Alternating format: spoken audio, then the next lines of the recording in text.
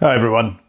I decided to make a quick video to help you figure out the calories and macros you will need for this cutting phase, as well as simplifying the use of MyFitnessPal, and then just make a few quick recommendations and guidelines about how to select your diet. So first one, we are going to open MyFitnessPal. We're going to ignore the ads, obviously. We are going to go to my goals. We're going to input my current weight, which is, don't judge, 101 kilograms.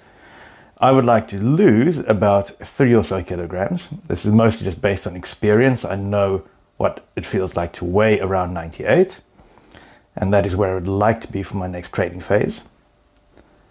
Losing about half a kilogram per week is sustainable for most people, so it's definitely a good one to set up.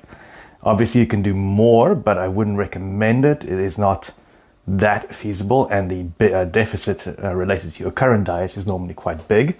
And the harder it is to maintain, the less likely you are to do it. Then we set the activity level.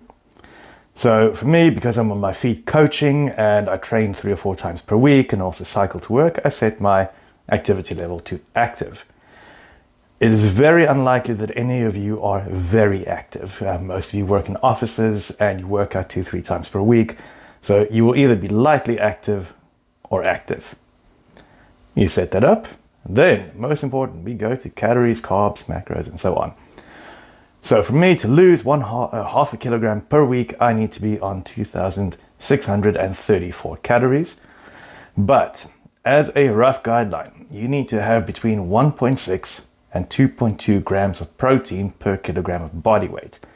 So if I weigh 101 right now, 132 grams of protein is not nearly enough.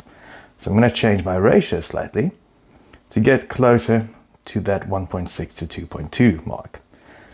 Because we're going to a heavy power phase, we're going to also need some carbohydrates to fuel the workouts. We're going to keep that around 263, and then fat will just default to 87. That's quite hard to maintain if you eat a lot of meat. So if the majority of your protein comes from meat, cut down the carbohydrates, up the fat a little bit. Nothing bad will happen to you from eating fat, don't worry. And we're going to set all my ratios like so. We're going to click accept. And there we are. Next up, we're now going to go out of this menu. We're going to click the plus sign and we're going to add my breakfast, which so far is just a tin of tuna because I don't like eating breakfast. We're going to click on breakfast.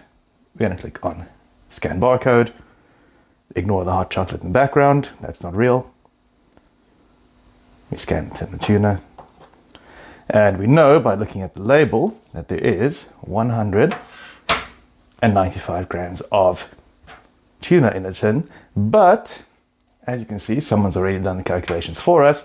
After you drain all the water, you end up with about 100 grams of tuna.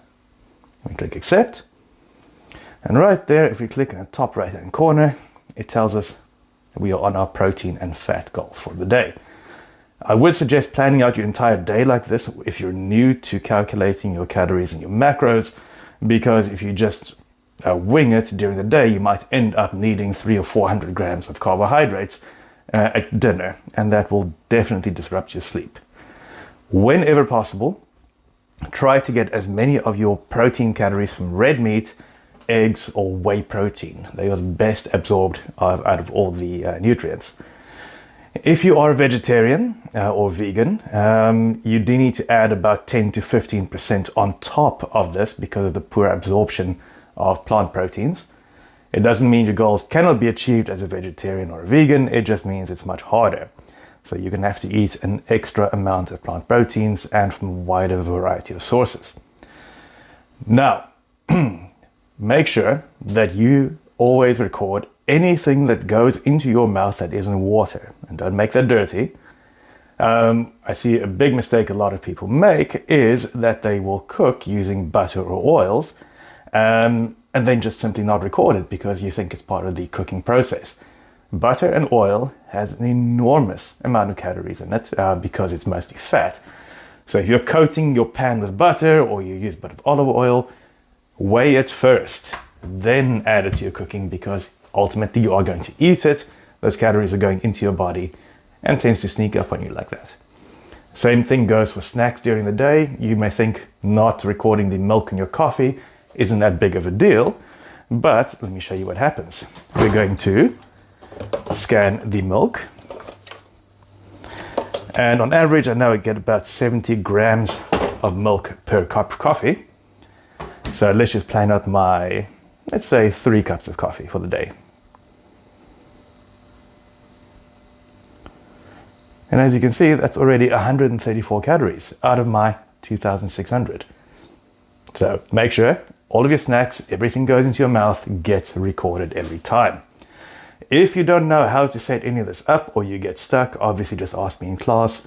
And again, try not to add more than a 5 or 6 kilogram weight loss into your goals, because it is way too big, it takes much too long, and it's very unlikely that you will stick to it for the duration.